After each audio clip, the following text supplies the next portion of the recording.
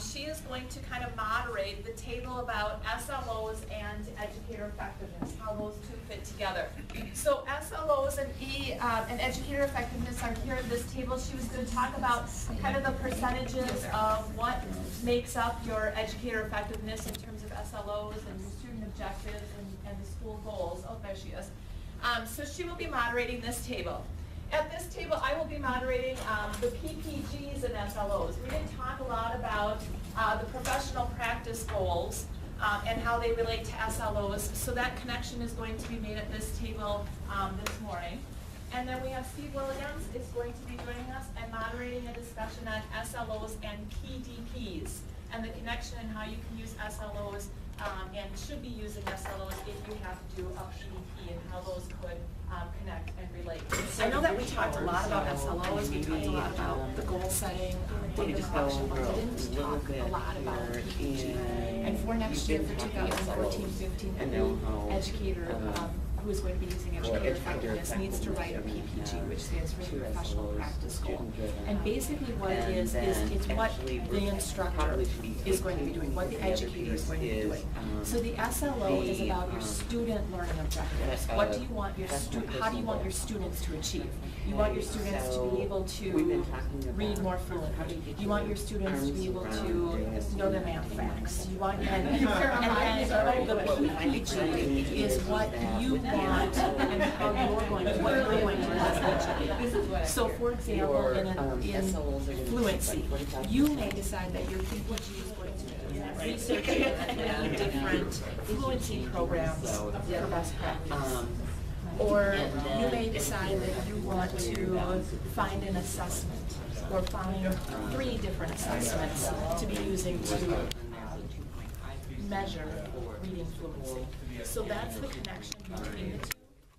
So that the SLO is about your student outcomes and what they're doing. Good morning. Your PPG is about what you're doing as the educator. Examples you gave were things where we're almost like doing research.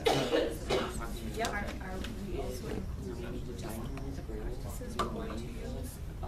Does it have to be something where we're investigating, or can it just be, this is how I plan on bettering myself so that I can help my students reach that goal? So how would you be bettering yourself? What would be an example? I have no idea, but this is what the examples you gave. Were you researching something? It could be that you decide to take a class. It could be that you decide to read a book on the best practices of inquiry-based learning. It doesn't necessarily need to be going out and researching something. It could be reading a book. It could be not just my plan. I guess that's correct. It's something very specific that you're doing in order to achieve your SLO. But okay, here's an example of what I'm getting at is my goal is for 75% of my students to have a teacher class by the time they learn grade. Okay, so my accomplishment practice would be that I have certain whatever means I use to get them to reach that goal, whether it's online practice, how I organize my day. I would probably say that that's still part of your SLO because again, it's what students are doing. Your students are practicing Just on how I organize my day. right. Now you may want to. Okay, so let's say Your PPG could be something like you may look into different ways of organizing, but or researching I wonder different if ways to organize student practice and how to incorporate different student practice. might help with the reading comprehension. So But it's basically a goal of how you're going to change your instructional practice. but he's looking at a different strategy of how it might help students. And the rationale behind it. Come back to he's getting better at delivering and learning new things. What I was saying was they have the rationale behind why you said it'll be how I change my instructional practice. Yep. And it sounds like what you're getting at is my rationale behind Why you're doing what you're doing. Okay. Now again, your SLO is going to be, that's where you're going to be meeting with the principal 3 times a year if you're on your evaluation cycle. So you're gonna meet once to discuss your goal, once mid-year to make sure you're making progress with your goal, and once at the end of the year. Your PPG isn't really ever formally talked about unless you bring it up. So your PPG could be something that an artifact that you use for domain 4, your professional responsibilities about how you're growing as a professional, but it's not going to be evaluated in any way. How will we tie it in? That's a good question. I believe that there is a place in Teachscape that is going to be a PPG. I'm not 100% sure of that right now, but it would be just put into Teachscape. Teachscape is the tool that you're going to be using to evaluate. So principals will walk around with some sort of electronic device, and it's like a data warehouse, basically. It stores all the information for walkthroughs when principals do them, or for formal evaluations. So it's all of your data. You're going to upload your goal in there as well. And so it's kind of all in McGrath. So Adrian would be able to see that we have that in there. Correct. Yes. Yeah. I think one of the things. But it's not like we could get into it and say I could see everybody else. No. You would see your own. And then Adrian would have the rights to the building to see everybody's at the building. For the teacher, we have to follow that material into rather than turning the binder after this year, everything's on the. Now I'm in Teachscape. So would it make sense that the PPG would go along with your SLO? Yes. Yep. So what I was saying before is your SLO is about what students do.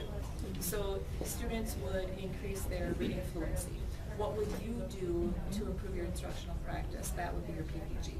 So whether that's researching different topics, it would be, going to attending a conference, reading a book. So we're not talking a lot of artifacts back then, more of a rebutting that. Correct. Yes. Yeah. So then the other appendix E I just had, because it talks about your SLO plan on the front page, and then on the back is kind of a template used for professional practice goal. So it says again, what methods or strategies would you use to support your professional practice goals? So you have, and again, they have 2 goals, because I believe this was written in 2013. Now that they've gotten feedback from the pilot schools that are using educator effectiveness, they have decided to do only 1 professional goal. So that's why you see 2 there, but they are only requiring 1 professional goal. One per SLO? No, just 1 overall. And then 2 SLOs. So you see SLO number 1 and number 2. Those are, but then practice goal number 1 and 2 is just 1. Is this on that 3-year cycle, or is this every year? This is every year. Every year you'll have goals. Correct. Now we're meeting today as administrators to talk about how this is going to look in practice and kind of put the pieces of how this will look in Germantown. We're meeting today, and what we're talking about is encouraging more than just 1-year goals, because some of the things that really make a difference, or those instructional practices that take years to perfect, you may not see the results in a year, and we want to be okay with that. And we want to put together a system that encourages that, and that it's not necessarily about growth in 6 months or 8 months time, but really that overall reflective practice about, is it making a difference for students over a longer period of time. So we want to figure out a way to support our teachers who want to do more than just a one goal, and encourage those kind of far-reaching goals that really make a difference for students. And so we want to figure out a way, a system that would support that rather than make it, I guess, more of a year-long goal that you may not see as much of a result. Yeah. So. it just doesn't seem like they have So a they measure. just be individual, or could they possibly And again, we have across these grade grade level levels? everyone kids. I think it could be again teams, because if you have a team goal and you decide to read, 3 different books, I see how a PPG could be, you're gonna read book A, you'll read book B, I'll read book C. We were actually talking about doing something. Or, I wanna attend this conference and I'll share my information from that conference with you, and I'm gonna attend a different conference and we'll get together and talk about, so I think it could be blend itself really well to a team goal. Showcase over that period. I didn't try to get in math yet, but something, I think it would be something beneficial here, especially when they're. Oh, I know. Yeah. And it changes, they just came out now. I thought it was all kind of starting to come together in March, so I went on the website and they're still talking about what's flexible, what do districts have control over, what is kind of consistent, what is the state doing, and what is still undecided. So in March, I thought that they might put together final documents for that, and then now they just came up with a new one in April, just last week, they came up with a new one that, again, they're moving some things from, they moved some things from what they thought was going to be very static and very similar. Now they've moved it to district responsibility or district decision. So it's still in flux, and I thought that they said that March was the final copy of that, and that is not the case. So I keep printing out new things, and it changes all the time. Is it based on the amount that they're responding to, is it based on the amount of details that they add, is it what would you look for the PPG as a time frame to articulate it better? So there's stuff out there. I remember Monica and I looked at it right after we got it, and then our previous SLO. You're not talking about something that can be done in just a few hours, this is an ongoing already. Correct, a year, yes. And that's why we want to encourage more of that long-term planning, because, you could read a book and your PPG could I be think though, done that in said it's so true, this is a month's time. But we want to encourage those types of instructional practices or changes in instructional practice that will have those longer lasting effects, or, show how could we improve practice over the next 3 to 5 years, or, because again, you have to know your learning and implementing isn't always immediate, and we want to recognize that. So, Especially for making a goal. Part of this You process gotta take a class, it doesn't happen. take it farther. Right. This is about, correct. highlighting.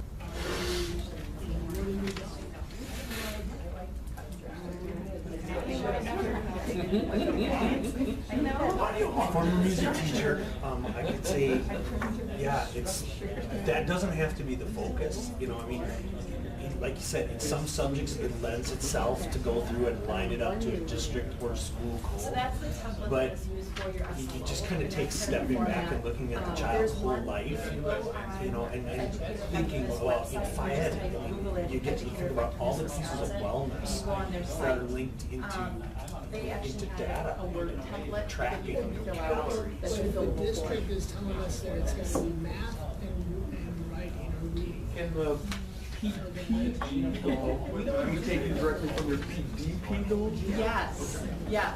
Yep. So am I gonna be? And again, that's kind of how it all wraps together. And so when Steve and I started planning this, I said, what if we could just do kind of that? Okay, that's what I'm one saying. question and the answer, since it's our Where- last where one. does this And then fit we in? decided on these topics, but Cindy and I were just talking yesterday, and she's like, when you start your conversation, I'm sure it's gonna lend to my conversation and how they all add together. So yes. I think about what things you to might do. streamline the whole process, I think that it would I be mean, wise to talk about you go what down the you mail, include, that just, that could be part of your Golden SLO. score type. But, And again, the trick is a little do they bit, keep their is that a own PP fitness scores, or, PD is there a, 3 to 5 year can goal. you teach The rate SLO of is meant to be a improvement year them to goal, calculate but it again, we themselves, want to you know, figure out a rather system than that limiting, will be easier to blend to, so that you're not, like on a Friday journal, or one day, and short beginning at 3 to 5 years. How do we sum it to, and then again, how do we support teachers in creating journal reflection on what they learned, maybe what they learned and what they thought they might have improved on. Well, I don't see it on mine. I would just make sure that it's, I think there is definitely. I wanna make sure it's relevant and meaningful. And it's supposed to be measurable. And you just talked about, Show, I don't wanna here's your jump through. reflection, or what is your I reflection? want this to drive not only student learning. At this but point, development. I don't see So, anything, but I do don't know, see I mean, in there gym, I being want kids something moving. in terms of a Right. sentences of a. But if you're using it for your. I wouldn't want some sort of classification like, okay, let's Absolutely, try and to that's do where I something say so you we can hold it measure in, it. because again, that's and another make it artifact to when really use, we should be. that you're not trying to do something separate from the educator effectiveness piece of your evaluation of your four domains. Tie this into that, and again, Yeah, use it as a. or that, the reflection, The easiest way to do it is streamline the process, yes. And again, we're meeting What am I today, gonna just to talk about how do we. Wouldn't that be how valuable would streamline. information We for you want to it to have? be as So you know. streamlined as possible too, and how, how can we create a system that's. Maybe you're looking at the.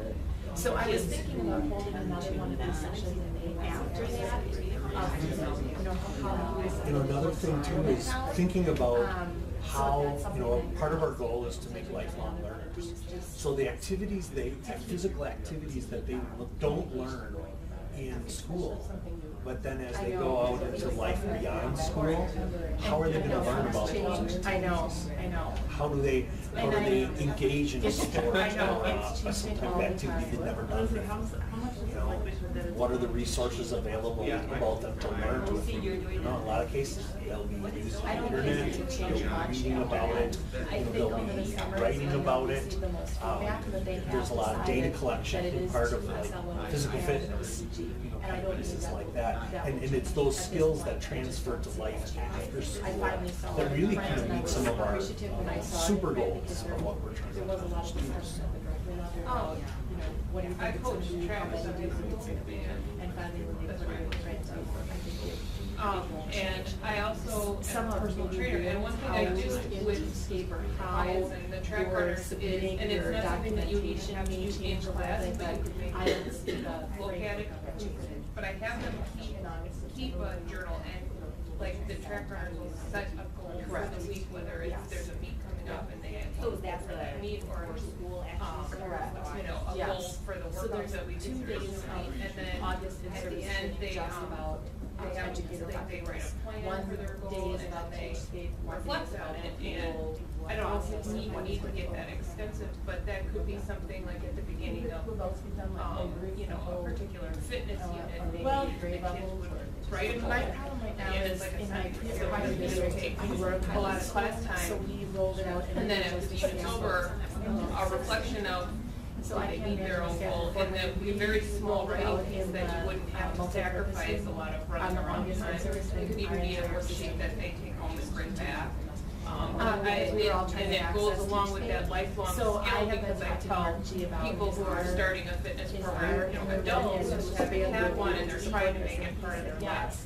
So, It's so I think what it effective maybe to write is, down some of it can be workouts seen and reflect on your goals, because viewed in when you groups. look at that And I think calendar I and you might see like do, all these days you know, where there's elementary, nothing, middle, and it school it's as a big motivating group. too, so For there's some of also those taking that introductory lifelong videos, keeping but track really of when you your get down to teach I was things, kind of piggybacking off of your idea. on it, you wanna see it, you wanna touch it, you wanna just get into it, you wanna log in with your own password. Write a grant and get the dollars and have them track. So we did feel. I think that's really fascinating for the kids to see. And they're gonna be. I'm a little bit concerned.